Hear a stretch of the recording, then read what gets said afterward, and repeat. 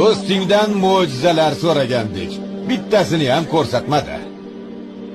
Axir Allohning payg'ambari ekanini da'vo qiladi-ku. Sizni hayron qoldiradigan mo'jizalarni so'rayapsiz. Agar o'sha mo'jizalarni hammasini ko'rsatsa iymon keltirasizlarmi?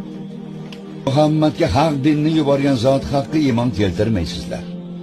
Mo'jiza ko'rsatsa ko'zlarimizni sehrlab qo'ydi deysizlar.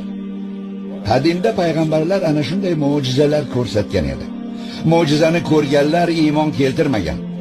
Ko'rmaganlar haqida nima deyish mumkin? Mana masalan, Yasribdagi yahudiylarni taniysiz.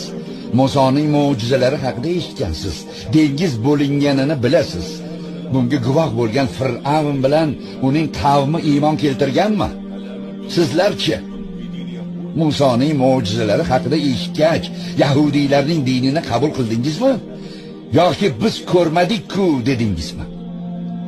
Ibrat oling, aql egalari.